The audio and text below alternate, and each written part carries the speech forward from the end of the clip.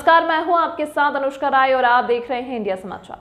सपा अध्यक्ष अखिलेश यादव का बयान, देश के पीएम और यूपी के सीएम की भाषा क्या है, वो अपना विकास नहीं बता रहे हैं। गरीब का घर तोड़ने के लिए उनका बुलडोजर तैयार है। पेपर लीक करने वालों के घर पर बुलडोजर नहीं चला रहे हैं। पेपर लीक करने में सब बीजेपी के लोग शामिल हैं। सरकार ने नौजवानों का 1/3 जीवन बर्बाद किया है। जनता इसका जवाब वोट के जरिए देगी।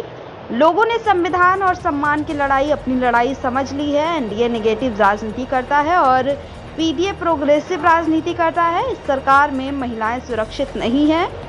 Anand Mohan Mishra, bureau chief, Ballia.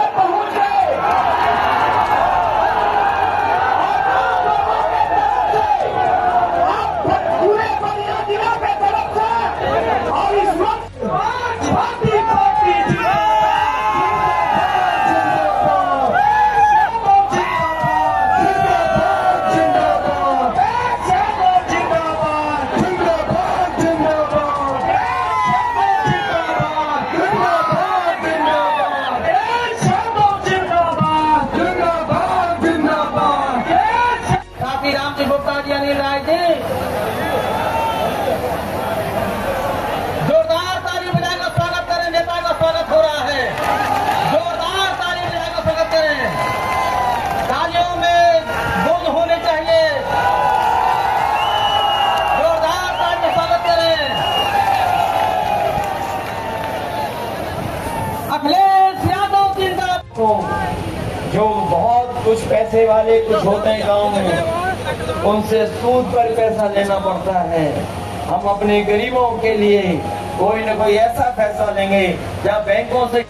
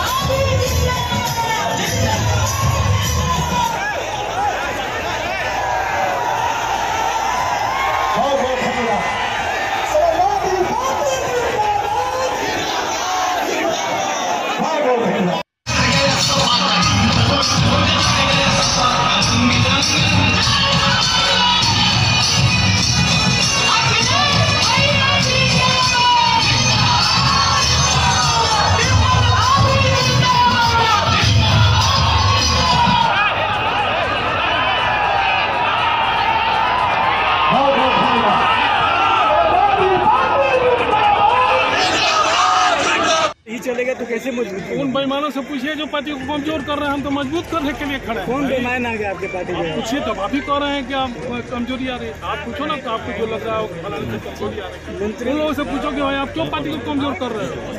नाराज रहकर कोई कमजोर कर रहे हो, नाराज रह से आप भी पूछ सकते हैं, जनता पूछ सकती है। और जो समाजवादी पार्टी को कमजोर कर रहे हैं उनसे आप भी पूछिए। और जनता तो सुन ही रही है, देख ही रही है कि कौन लोग कमजोर कर रहे हैं।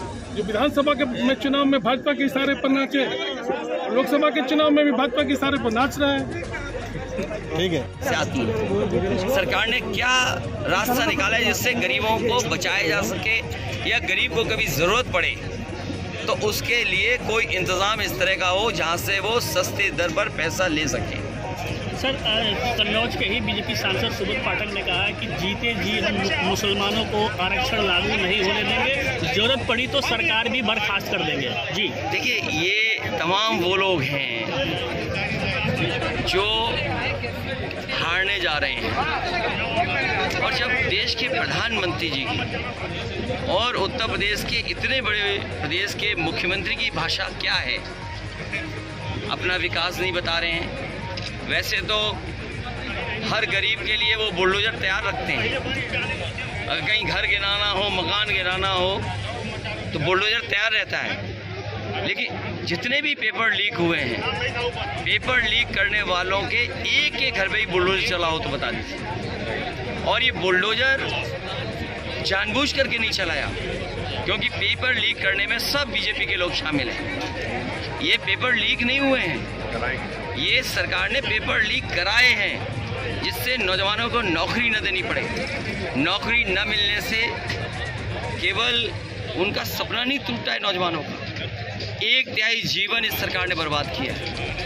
उसका जवाब इस बार जनता वोट डाल के देगी। अग्निवीर व्यवस्था हमेशा हमेशा के लिए ख़त्म होगी। और जो आरक्षण को लेकर के खिलवाड़ करना चाहते थे, मुझे खुशी है इस बात की कि बहुजन समाज के लोगों ने, और ख़ासकर वो लोग जो बाबा साहब भीमराव अम्बेडकर जी के रास्ते पे चलने वाले लोग, उन्होंने संविधान की लड़ाई को अपनी लड़ाई समझ लिया। वो अपने सम्मान और अपने अधिकार और अपने न्याय की लड़ाई को समझ रहे हैं। इसलिए जो संविधान उनका संजीवनी रहा, उसके लिए एक एक वोट डाल करके वो संविधान बचाने के लिए निकल पड़े। सर, मायावती जी को कह रहे हैं कि आप बी टीम है, वहीं आप आकाश आनंद को लगातार तारीफ कर रहे हैं, क्या है सर इसके पीछे? देखिए, किसी नौजवान ने कोई शुरुआत अच्छी की हो और वो कुछ अपने समाज और विचार को लेकर के चलना चाहता हो, उसी को रोक दिया, पाबंदी लगा दी, तो ये खैर उनका अपनी पार्टी का मसला है। क्योंकि एक नौजवान आगे निकल रहा था, एक उम्र की वजह से मैं उसके पक्ष में हूँ। मान लो अभी इस रैली में एक लड़का आया जो बैरिकेडिंग तोड़ करके निकल गया और मेरे मंच तक आ गया। सोचो उसकी चिट्ठी में क्या लिखी, वो अग्निवीर व्यवस्था को ख़त्म करना चाहता है। तो सोचो जो नौजवान तोड़ करके वो हासिल करना चाहता हो नौकरी, तो सोचिए ये गुस्सा है लोगों के अंदर। आपने अग्निवीर आदि अधूरी कर दी, कल को आप इन खाकी वालों की नौकरी 4 साल की 3 साल की कर दोगे। क्या है, आप क्या कर रहे हैं आज से देश के साथ? और फिर जो गांव का नौजवान था, बलिया, गाजीपुर, पूर्वांचल का, ये वो है जो फौज में जाकर के सम्मान की नौकरी करना चाहता था। आपने उसे सम्मान की नौकरी से दूर कर दिया। ये जो पीडीए परिवार है, ये पीडीए और पी से पूर्वांचल, तो पूर्वांचल और पीडीए परिवार और पी से ही प्रोग्रेसिव, एनडीए एन निगेटिव हैं। ये नकारात्मक राजनीति करते हैं। एनडीए मतलब निगेटिव, नकारात्मक राजनीति करते हैं, और जो एन से हैं वो भी नकारात्मक हैं, इसीलिए उनकी भाषा बदल गई। पी प्रोग्रेसिव हैं, पीडीए परिवार सबको साथ लेकर चलने वाले लोग। सर, आजमगढ़ में देखा जा रहा है धर्मेंद्र यादव के खिलाफ जो है अपर्णा यादव भी प्रचार करने उतरी है, इसको कैसे देखते हैं सर? कोई बात नहीं, ये कोई बड़ा मुद्दा नहीं है। जी सर, बड़ा मुद्दा ये है कि बलिया आते आते डबल इंजन के इंजनों का धुआं क्यों निकल जाता है। सर, अपर्णा यादव का जो प्रचार है, सर अपर्णा यादव का जो प्रचार है, कोई यादव पर कोई असर पड़ेगा यादव वोटरों पर आजमगढ़ में? सर, अपर्णा यादव ये लड़ाई संविधान बचाने की है।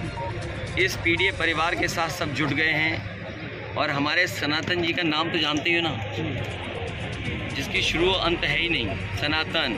और इन्होंने तो पहले दिन ही चुनाव जीत लिया, उससे बेहतर और कौन चुनाव जीत सकता था? पिछली बार तो रह गए थे, लेकिन इस बार रहने वाले नहीं हैं, इस बार लोकसभा में जाने वाले हैं। बचाया जा रहा है, क्या कहना? बीएचयू बलात्कारियों बचाया जा रहा था। उनकी तस्वीर मुख्यमंत्री के साथ है, तस्वीर बीजेपी वालों के साथ है। अभी इतना बड़ा महिला सम्मेलन किया, लेकिन बीएचयू की बेटी के साथ जो अन्याय हुआ उसको याद ही नहीं आया उन्हें। और सबसे ज़्यादा असुरक्षित महिलाएं और बेटियां अगर कहीं हैं तो बीजेपी की सरकार में। आज ही आपने देखा होगा राजधानी में एक आईएएस परिवार के घर पर चोरी हो गई, डकैती हुई, पत्नी को मार दिया। ये कानून व्यवस्था है। सोचिए, एक आईएएस की पत्नी की हत्या हो जाए उसके घर में, और क्या कह रही है लॉ एंड ऑर्डर। इन्होंने लॉ एंड ऑर्डर अलग अलग कर दिया। ये लॉ एंड ऑर्डर केवल धर्म के आधार पे देखते हैं, अपने वोट के आधार पे देखते हैं। इससे ज़्यादा अन्याय और इससे ज़्यादा संविधान की धज्जियाँ कभी नहीं उड़ी होंगी जो भारतीय जनता पार्टी की सरकार में उड़ी। चुनाव के दौरान पेपर आउट, नौकरी मिलेगी, सर चुनाव के दौरान टर्नआउट और हो ज़्यादा हो। मुझे खुशी है कि बड़े पैमाने पर लोग निकल रहे हैं और सरकार के खिलाफ मतदान कर रहे हैं। सर चुनाव के दौरान पश्चिम बंगाल में लगातार हिंसा हो रही है जो पुरानी कश्मीर की याद दिला रही है, इसको कैसे देख रहे हैं सर? क्या बोल रहे हो आप? किस दुनिया में चले जाते हो जी? पता नहीं कहाँ चले गए जी। मैं आपसे कह रहा हूँ, प्रधानमंत्री जी का कॉन्फिडेंस लड़खड़ा गया है और हमारे मुख्यमंत्री जी ने योगा करते करते कैसे डगमगा रहे थे, याद है? बंगाल ये दोनों डगमगा रहे और लड़खड़ाते लोग हैं। सर चुनाव में बंगाल में पिछड़ों का मोदी जी मंच से बोल रहे थे कि निमंत्रण दिया गया था रामलला के उत्सव का, लेकिन अरे यार कितने ज्ञानी है वो, कितने ज्ञानी। आपने उनका ज्ञान का नहीं सुना आपने कि जो इंजेक्शन लगाया है शरीर में वो वापस ले लिया जाएगा। आप बताओ कैसे वापस ले लिया जाएगा? तो इतना तो ज्ञान है उनके पास। भगवान जिसको बुलाते हैं उसे कोई रोक नहीं सकता। सर इस बार और कब बुलावा आ जाए किसी को पता है? सर बंगाल में हिंसा नहीं हो रही है। बुलावा आएगा तो जाएंगे। सर बंगाल में हिंसा नहीं हो रही है। सर चुनाव में हिंसा कल एक प्रत्याशी को दौड़ा करके उसको किया गया। आप बताइए, बीजेपी के लोग बूथ कमेटियों को लूट कमेटियां बना रहे थे, लूट बूथ।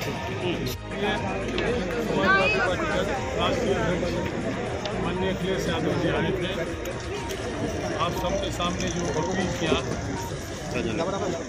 जनता के सामने जो अपील किया और जनता से एक जिस तरह का समर्थन मिला, मुझे पूरा विश्वास है कि इंडिया गठबंधन के उम्मीदवार सनातन पने जरूर जीतेंगे। तो देखा जाए कि जब मंच पे थे तो उन्होंने किसी का नाम नहीं लिया, क्या वजह रही है? आप लोगों का नाम भी नहीं लिया उन्होंने, क्या वजह रही कि नाम नहीं लिया? देखिए, नाम नहीं लिया इसमें कोई बड़ी बात नहीं है, नाम छूट भी जाता है और नाम साजिश के तौर पर जो लिखने वाले होते हैं वो भी छोड़ देते हैं। जो साजिश कर रहे हैं अगर समझ रहे हैं वो कामयाब हो जाएंगे तो कामयाब होने वाले लेकिन नाम कैसे छूट सकता है? आपका एक बड़ा नाम है, एक बड़ा चेहरा है। माननीय राष्ट्रीय अध्यक्ष जी ने बाद में महसूस किया, उन्होंने कहा कि गलती हुई है जिसने भी किया है, जानबूझ करके कुछ लोग साजिश कर रहे हैं, सनातन पाने को कमजोर करने की साजिश कर रहे हैं, अपनी मजबूती दिखाने की कोशिश कर रहे हैं। सामने आ जाएगा आपके सामने। सामर्थ्यवान आदमी अपने सामर्थ्य का इस्तेमाल उम्मीदवार को जिताने में करता है। समर्थवान आदमी अपने सामर्थ्य को साजिश करने का काम। मंच पर आपके साथ उपेक्षा की गई? नहीं, हमारे साथ उपेक्षा राष्ट्रीय अध्यक्ष ने नहीं की, आपने देखा। वो आके मिले, हमसे बात किया, लेकिन बलिया के कुछ हैं लोग जिनको नारद से दर्द है, तो दर्द की दवा जनता देती है, फिर देगी। हम तो जनता के साथ खड़े हैं और जनता जो फैसला करती है उसके साथ। तो क्या अपने प्रत्याशी को जिताने के लिए पूरे प्रयास करेंगे क्या? तो हम कहीं लिए आए हैं भाई, अपने प्रत्याशी को जिताने के लिए तपती धूप में सब लोग आए हैं, हम भी आए हैं और जीतेंगे भी, लेकिन जो साजिश करते हैं वो हराएंगे। लेकिन देखा गया कि आपका नाम भी नहीं लिया गया, लेकिन जब मूल्यांकन हो रहा था उसमें भी आप नहीं थे।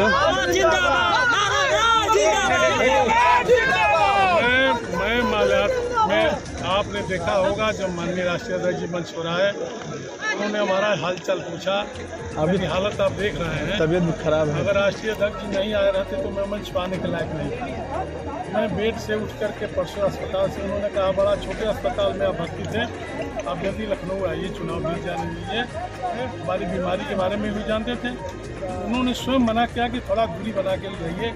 धक्का मुक्की होती थी। माला तो 45 साल से माननीय मुलायम सिंह यादव को, अखिलेश यादव को पहना रहे हैं। कुछ सीजनल आए हैं, उसको पहनाने दीजिए, चुनाव भी जाएगा साले पार्टी में ऐसे को दौड़ा करके उसको किया गया।